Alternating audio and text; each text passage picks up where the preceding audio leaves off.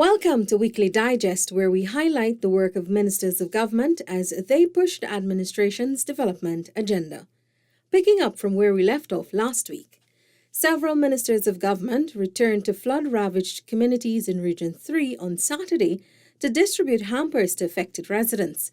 Minister of Education, the Honourable Priya Manikchan, Minister within the Ministry of Public Works, the Honourable Deodat Indar, and Minister of Human Services and Social Security, the Honourable Vindhya Prasad, all met with affected residents. Please know that you will not be left alone. You will not be left alone. We're going to look at how we can repair economically and otherwise the damage that would have been caused to you. All right, so we just want to briefly tell you that, so that you don't worry and distress yourself unnecessarily. Namrik, Potential, Vriesland and Bell West were some of the communities visited. The interventions followed President Dr. Mohamed Irfan Ali's visit to communities to assess the flood damage. Minister of Health, the Honourable Dr. Frank Anthony, has urged Guyanese to cultivate healthier eating habits, as he notes that chronic non-communicable diseases are oftentimes caused by inactivity and poor nutrition.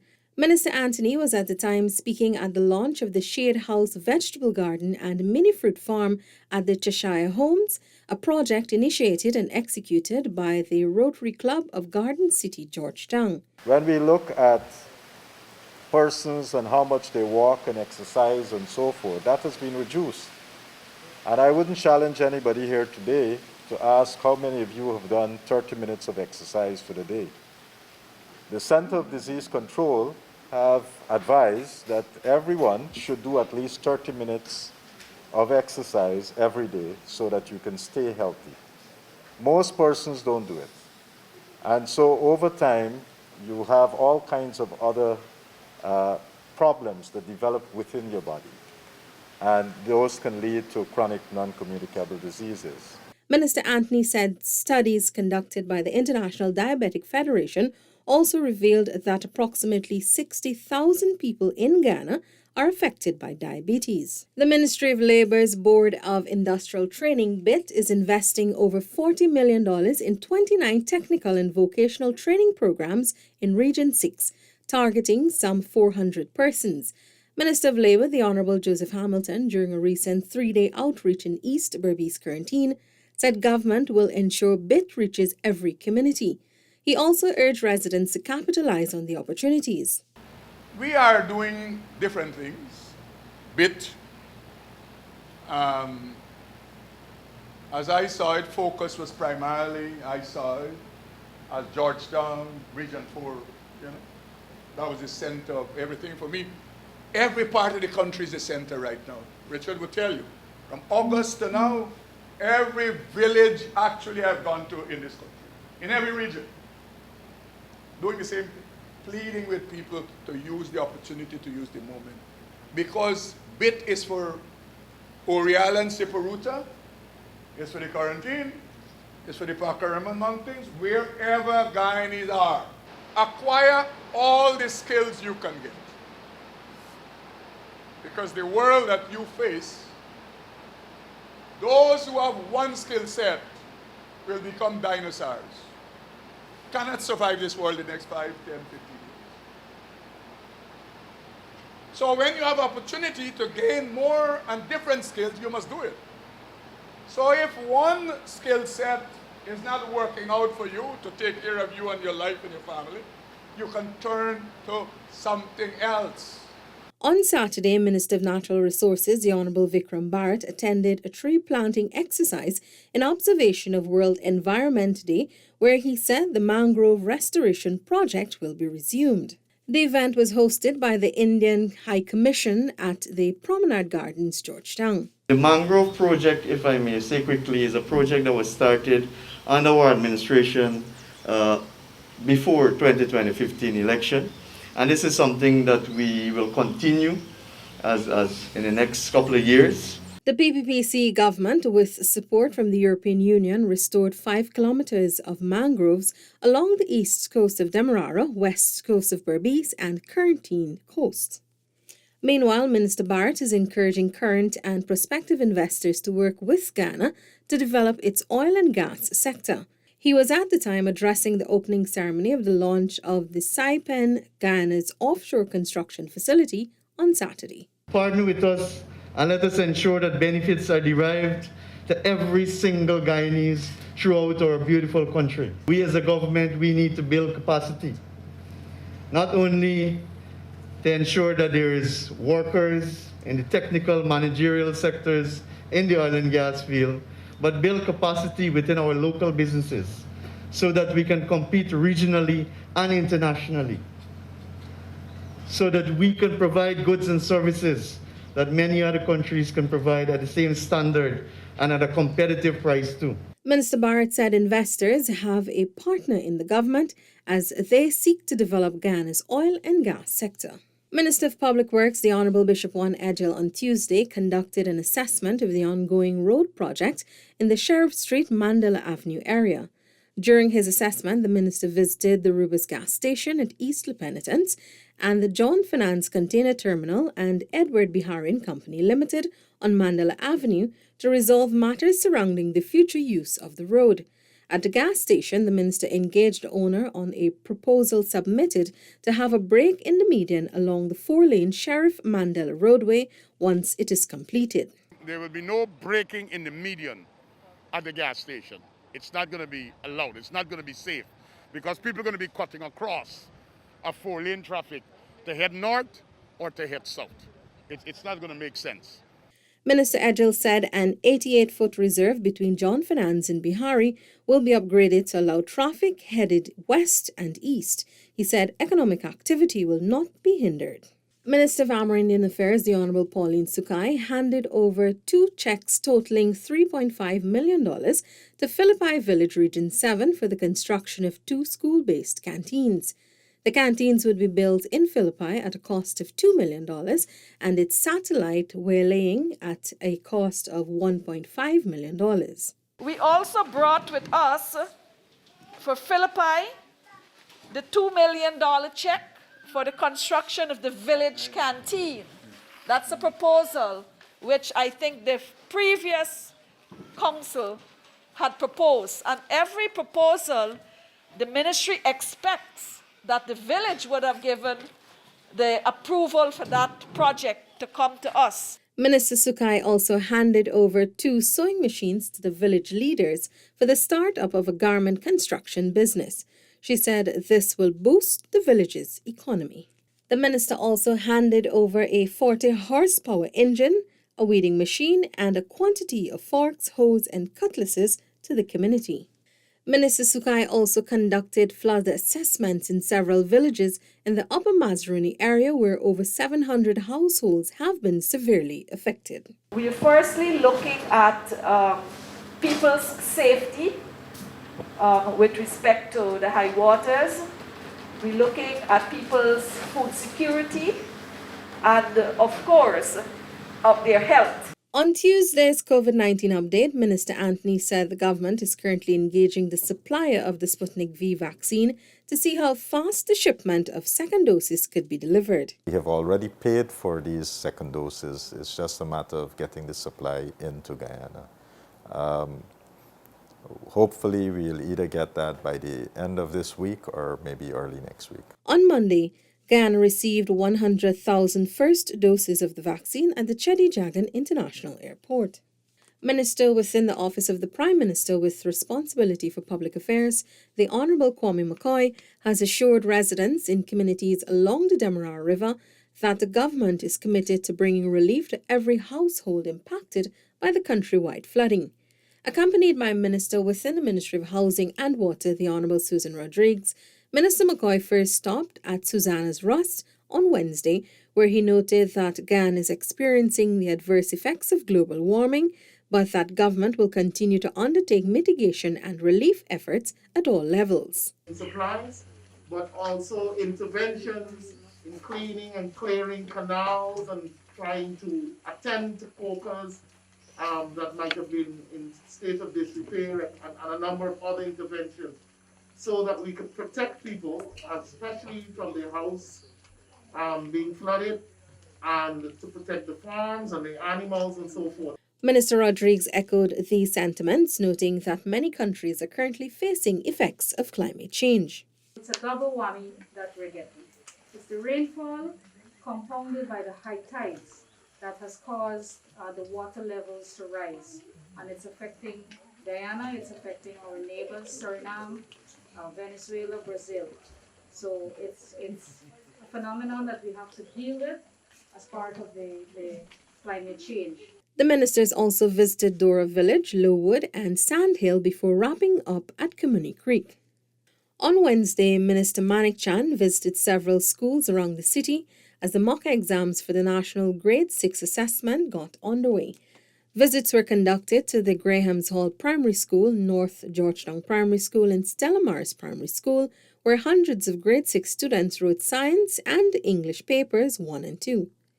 The Education Minister said despite the pandemic and the associated challenges, she's pleased with the guidelines that were implemented to ensure students remain safe. Students were appropriately distanced. They were wearing their masks, some of them masks and shields. On their desks were the hand sanitizers that we provided and that their parents provided, because I saw some of them with 2. They were properly lined up, distanced when we went in the mornings, and we checked at lunch. There was no big gathering that could contribute to community spread.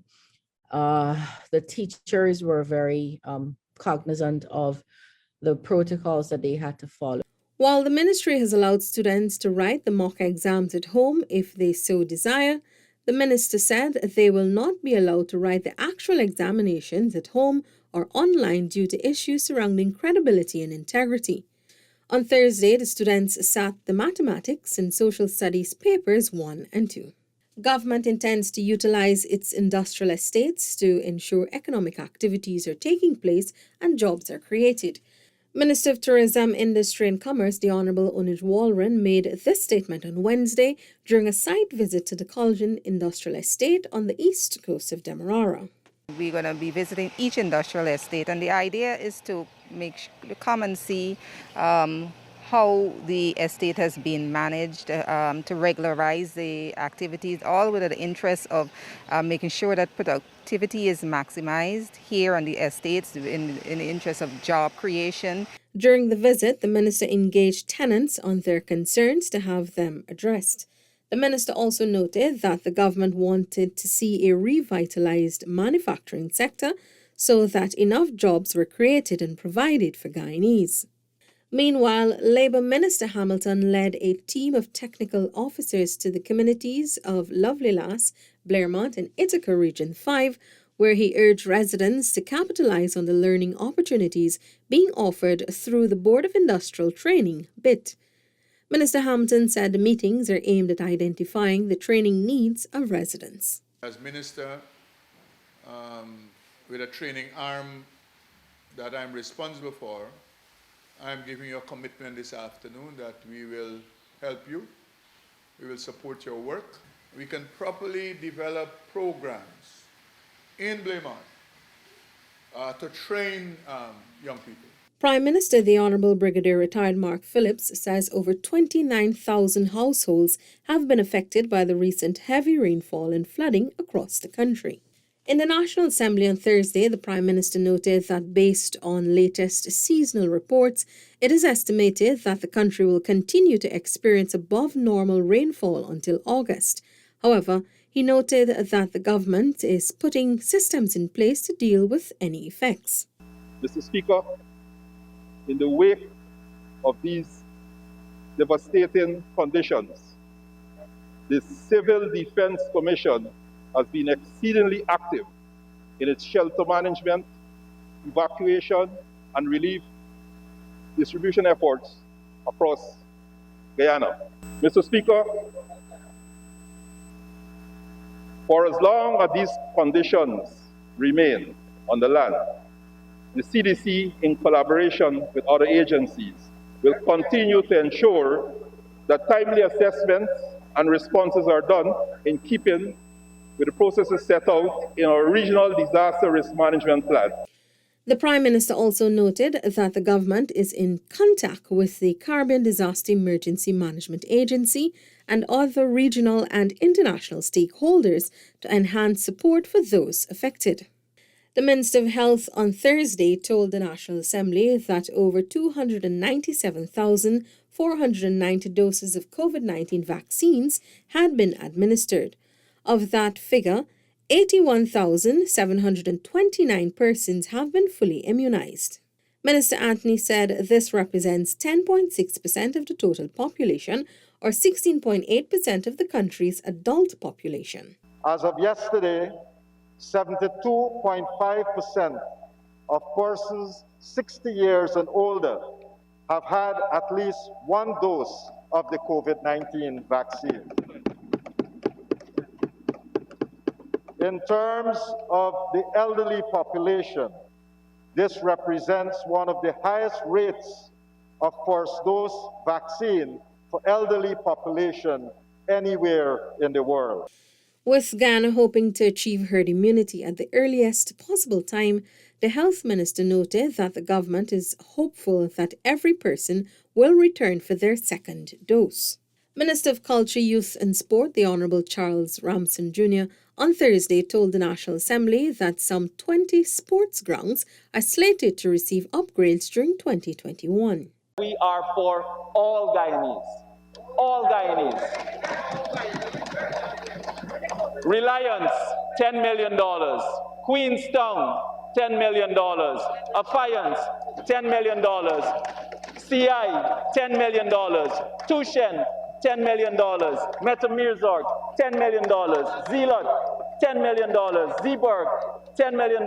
Good Fortune, $10 million. Success, $10 million. Buxton, $10 million. Enterprise, $10 million.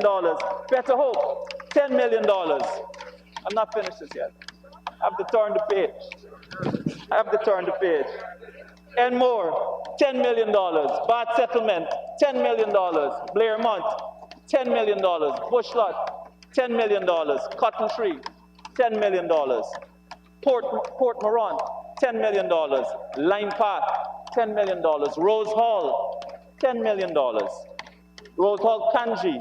In addition to upgrading the grounds, the ministry will be constructing mini stadiums in regions 2, 6, and 10. These will be located at Anna Regina Community Centre, Albion Community Ground, and the Mackenzie Sports Club.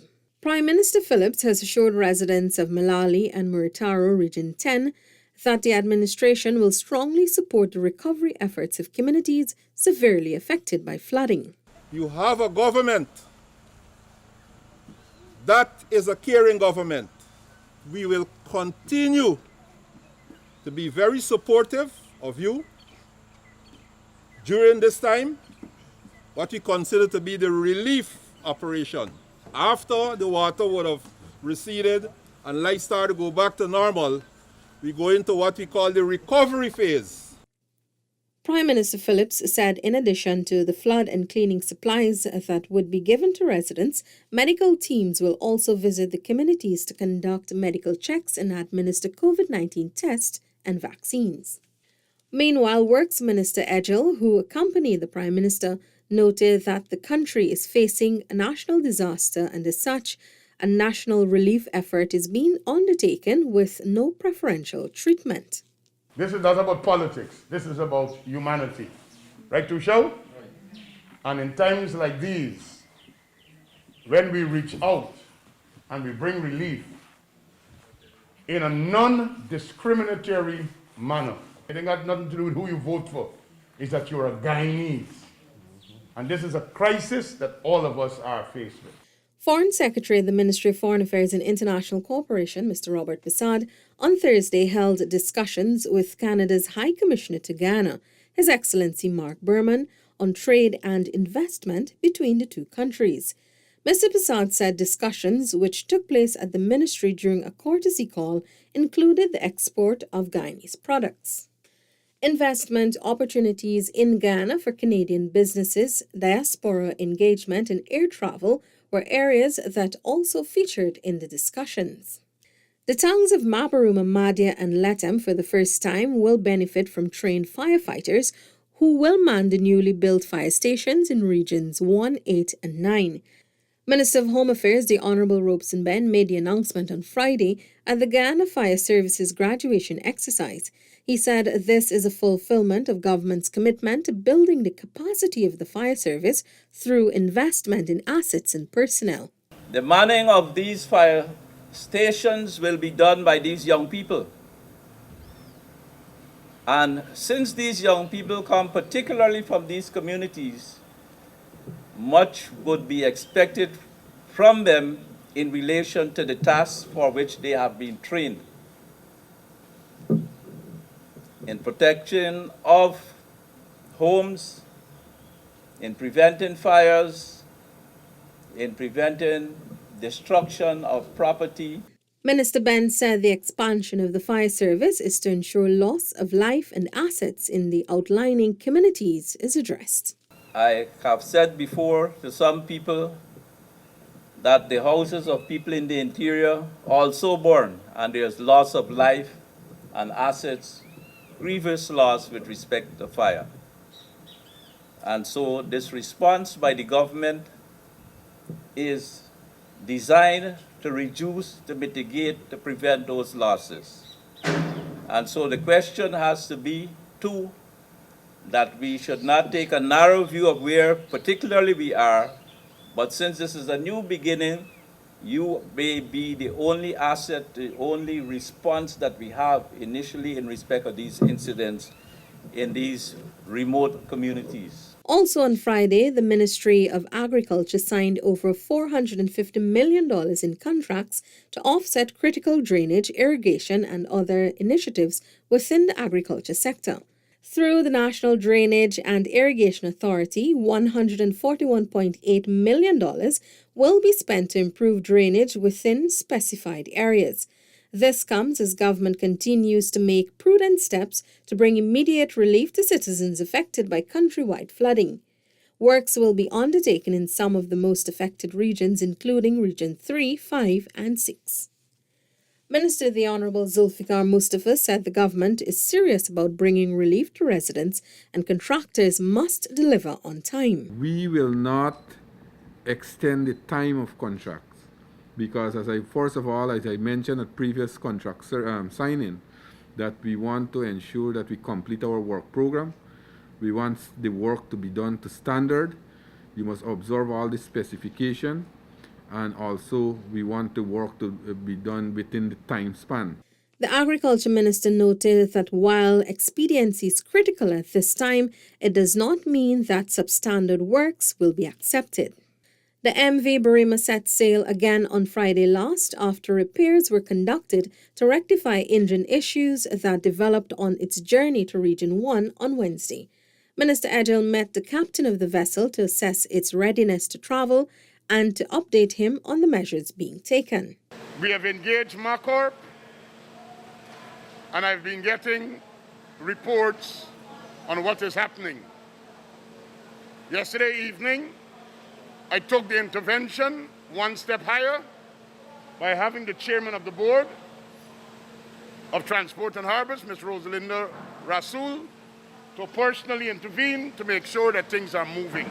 He noted, too, that this is part of the reason why government made provisions in its 2021 budget for the sector. Since we came into office, we accelerated the work to get the new vessel for Northwest, which has been funded through the government of India, to be on the go.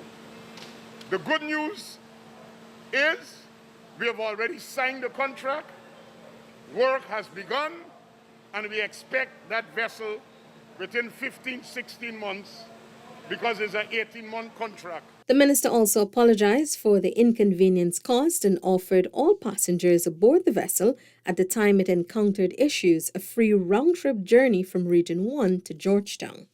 Senior Minister in the Office of the President with responsibility for finance, the Honourable Dr. Ashney Singh, has presented to the National Assembly the $22.5 billion loan document for the construction of the Linden-Mabura Hill Road. Minister Singh told the House the loan agreement for the 121-kilometre thoroughfare was signed on February 24 between the government and the Canadian Development Bank. The road project ranks high on the PPPC administration's development agenda as it will transform travel between Region 10 and the hinterland. Construction is expected to begin during the last quarter of 2021 and last until 2024. On April 15th, 18 contractors submitted pre-qualification documents for the project. The US $190 million road is being funded jointly by the CDB, the United Kingdom, and Guyana. The UK is providing US $66 million and Guyana the remaining US $12 million.